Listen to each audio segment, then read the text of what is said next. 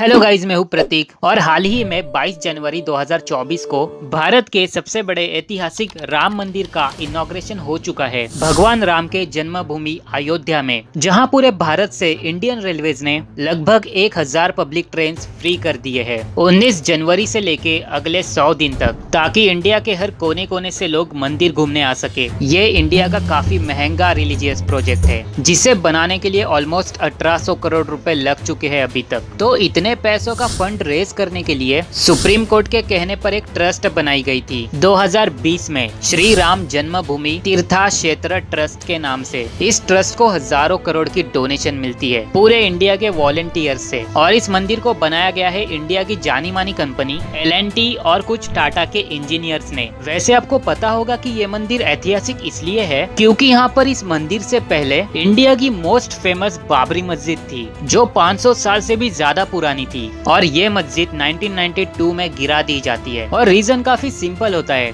कि ये मस्जिद भगवान राम के जन्मभूमि अयोध्या के जमीन पर होती है। इसे गिराने के बाद मुस्लिम कम्युनिटी भड़क उठ जाती है, क्योंकि ये कोई मामूली बिल्डिंग नहीं थी। बाबरी मस्जिद इंडिया के सबसे फेमस मॉन्यूमेंट ताजमहल से भी ज्यादा पुरानी थी, और ये सब रीजन की वजह से मंदिर और मस्जिद की कंट्रोवर्सी आसमान छू लेती है, और न जाने कितने ही दंगे हो जाते हैं हिंदू मुस्लिम्स के बीच, कितने ही लोग मारे जाते हैं और कितने ही केसेस फाइल होती है। तो आइए जानते हैं इस मंदिर और मस्जिद की हिस्ट्री को, कि यहाँ गलत कौन है, क्योंकि हिंदूज के लिए मंदिर बन जाना एक इंसाफ है, वही दूसरी तरफ मुस्लिम्स की मस्जिद गिराना ये उनके लिए नाइंसाफी है। तो गलती एग्जैक्टली किसकी थी? और आपने क्या ये नोटिस किया कि ये कंट्रोवर्सी पिछले 70 से 80 सालों से हो रही है, लेकिन एक्चुअल गलती का रीजन तो 500 साल के पुराने हिस्ट्री में छुपा है। तो किसने बनाई थी ये मस्जिद और क्या हुआ था उस टाइम इस अयोध्या के जमीन पर? आइए जानते हैं इतिहास में पीछे जाकर। अगर मैं शुरू से बात करूं तो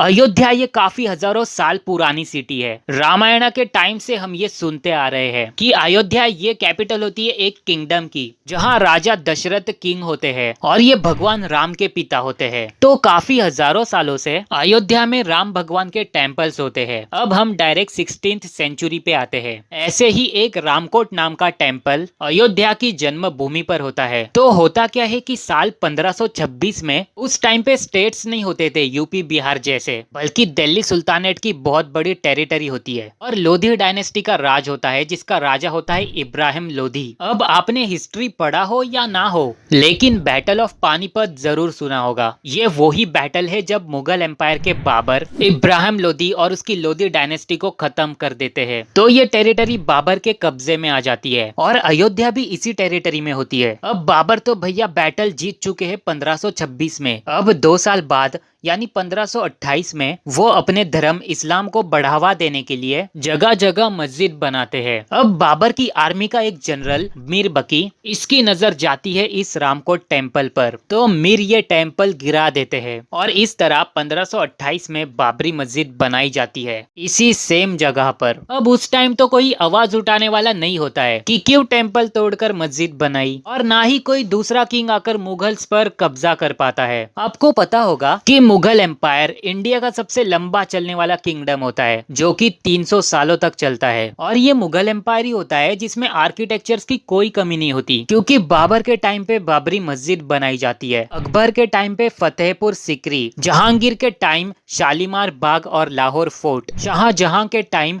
ताजमहल और रेड फोर्ट, और औरंगजेब के टाइम बादशाही मॉस्क्यू और बीवी का मकबरा बनाया जाता है। यानी मुगल्स ने मिडिल इंडिया के हर कोने में मॉन्यूमेंट्स बनाए हैं। अब 300 साल बीत जाते हैं, और जब फाइनली इंडिया में ब्रिटिश लोग आकर कॉलोनीज बनाते हैं, तब मुगल्स की टेरिटरी धीरे धीरे डिमोलिश होने लगती है, और ब्रिटिश यहाँ पर हर जगह अपने कब्जे जमाने लगते हैं। अब इसके बाद भी कोई बोलने वाला नहीं होता इस बाबरी मस्जिद के अगेंस्ट, लेकिन फाइनली ब्रिटिश इंडिया के एरा में 1853 में अयोध्या के ओनरशिप पर हिंदू मुस्लिम्स के बीच झगड़े स्टार्ट हो जाते हैं, और ब्रिटिश गवर्नमेंट इसे रिजॉल्व करने के लिए 1859 में मॉस्क्यू को फेंस से 2 भाग में डिवाइड करते हैं, इनर कोर्ट और आउटर कोर्ट, जहां हिंदूज को आउटर कोर्ट यूज करने दिया जाता है और मुस्लिम्स को इनर कोर्ट दिया जाता है, और हिंदूज के आउटर कोर्ट को राम चबूतरा बोलते हैं। अब अगले 25 साल तक कोई बड़ी कंट्रोवर्सी नहीं होती, लेकिन ईयर 1885 में महंत संत रघुबर दास पहली बार लीगल पेटिशन फाइल करते हैं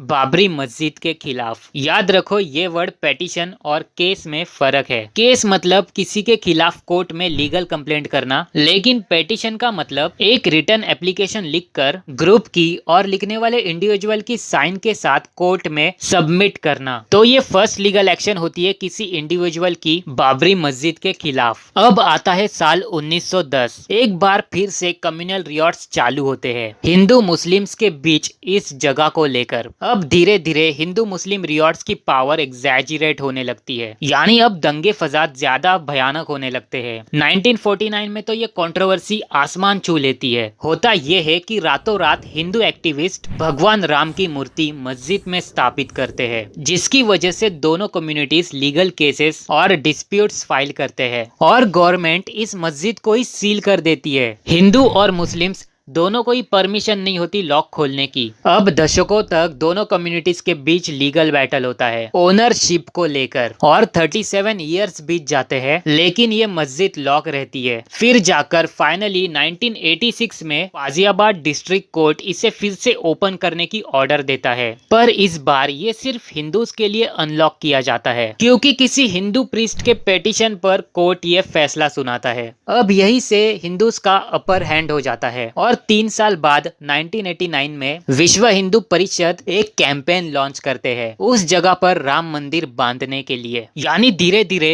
हिंदूज की डोमिनेंस बढ़ने लगती है और इसी के 1 साल बाद 1990s में बीजेपी के लीडर KL अडवाणी रथ यात्रा निकालते हैं और सपोर्ट करते हैं कि मस्जिद तोड़कर यहाँ पर राम मंदिर बनाया जाए। और इसी के 2 साल बाद फाइनली 1992 में गवर्नमेंट ने कुछ भी सैंक्शन नहीं किया होता कि मस्जिद को गिरा दो, लेकिन कई हजारों हिंदू एक्टिविस्ट और नेशनलिस्ट ऑर्गेनाइजेशंस जैसे कि VPH और RSS इस मूवमेंट में शामिल होते हैं और अनऑथोराइज तरीके से 6 दिसंबर साल 1992 को ये बाबरी मस्जिद गिरा देते हैं। और इसके बाद क्या होना था, जगह जगह दंगे स्टार्ट हो जाते हैं। पाकिस्तान में तो 10 से भी ज्यादा टेम्पल्स पर हमला किया जाता है। सेम बांग्लादेश में भी किया जाता है। ये बड़े बड़े रैलीज और प्रोटेस्ट महीनों तक चलते हैं। 1993 में तो बॉम्बे में हिंदू मुस्लिम्स की जोरदार लड़ाई होती है। माना जाता है कि 900 लोग मारे जाते हैं, 575 मुस्लिम्स, 275 हिंदूज और 50 बाकी रिलीजन्स के। अब 1993 में फाइनली सेंट्रल गवर्नमेंट ये डिस्प्यूटेड लैंड एक्वायर कर लेती है ताकि डिस्प्यूट्स पर कंट्रोल कर सके। अब आता है साल 2000। 27 फेब के सुबह सुबह 59 हिंदू पिलग्रिम्स रिटर्न आते हैं अयोध्या से गुजरात साबरमती एक्सप्रेस ट्रेन से। तो गोधरा रेलवे स्टेशन पर उस ट्रेन के बुगी को ही जला दिया जाता है कुछ मुस्लिम एक्टिविस्ट के द्वारा। और अब साल 2010 की बात है जब 30 सितंबर को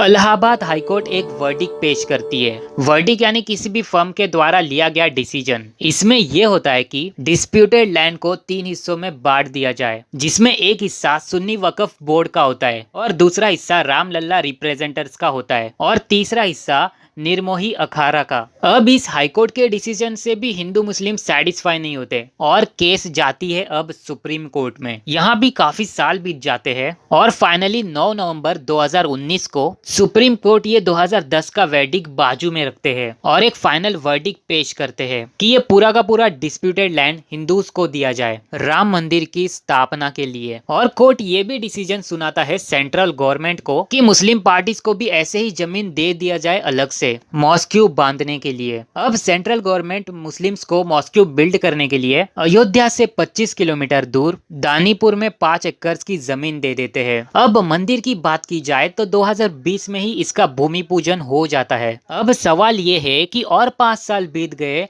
2024 आ गया, राम मंदिर का इनॉग्रेशन हो चुका है, तो मॉस्क्यू क्यों अभी तक नहीं बन पाई? तो आपको जानकारी के लिए बता दूं कि जैसे राम मंदिर बनाने के लिए राम जन्मभूमि तीर्था क्षेत्र ट्रस्ट बनाई गई, वैसे ही मॉस्क्यू बनाने के लिए IIC फाउंडेशन कंस्ट्रक्शन का काम हैंडल कर रही है। बट कुछ इश्यूज के कारण ये डिले हो रहा है, जैसे कि फंड्स की कमी। लेकिन आप ये पिक देख सकते हो कि IICF के मेंबर्स 26 जनवरी 2021 को ही नेशनल फ्लैग होस्ट इन्वेस्ट कर चुके हैं अपने धनीपुर के जमीन पर। और आप सुन के हैरान होंगे कि अभी जो मस्जिद बनने वाली है उसका काम मई 2024 से स्टार्ट होने वाला है। और इस मस्जिद का नाम किसी मुगल एम्पायर के नाम पर नहीं होगा, जैसे कि पहले बाबर का नाम था बाबरी मस्जिद पर, बट अभी इस नए मस्जिद का नाम रखा जाएगा अहमदुल्ला शाह के नाम पर, जो एक मुस्लिम हीरो रहते हैं। और सच में इन्होंने 1857 के इंडिया के फ्रीडम स्ट्रगल में फजीयाबाद को ऑलमोस्ट 1 साल तक फ्रीडम दिलाया था ब्रिटिशर्स से।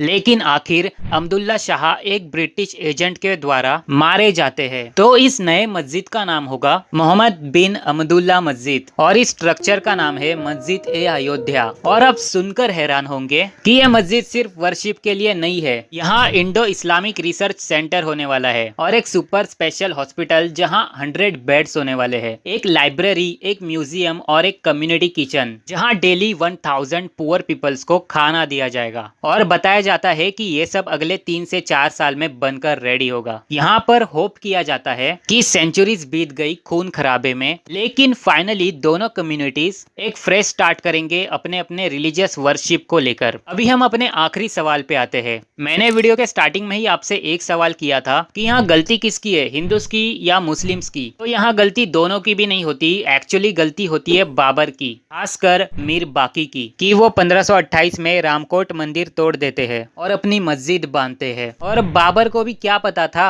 कि 500 साल बाद ये इतना बड़ा कंट्रोवर्सी होने वाला है। और अगर मुस्लिम कम्युनिटी को इस बात से एतराज है कि बाबर को तू गलत कैसे बोल सकता है, बाबर भी तो इस्लामिक था, मीन्स बाबर को गलत बोलना यानी तू हमें गलत बोल रहा है। तो इस पर मुझे आपको एक काउंटर क्वेश्चन करना है कि बाबर अगर इतनी ही रिस्पेक्ट डिजर्व करते हैं तो IICF ने नए मस्जिद का नाम अहमदुल्ला शाह के नाम पर क्यों रखा? बाबर के नाम पर ही रख देते, क्योंकि कहीं ना कहीं सबको पता है कि बाबर ने अपने स्वार्थ के लिए मस्जिद बनाई थी रामकोट मंदिर तोड़कर। लेकिन अहमदुल्ला शाह ने वाकई में 1857 में इंडिया को इंडिपेंडेंस देने के लिए अपनी जान गंवाई थी, यानी सोसाइटी के लिए उनका योगदान था और इसीलिए नए मस्जिद का नाम इनके नाम पर रखा गया है। तो आई होप आपको इसके बाद हिस्ट्री कभी बोरिंग नहीं लगेगी। अगर वीडियो से कुछ सीखने मिला हो तो लाइक और सब्सक्राइब कर देना। मैं मिलता हूँ आपसे अगले शानदार वीडियो में, जब तक के लिए बाय बाय।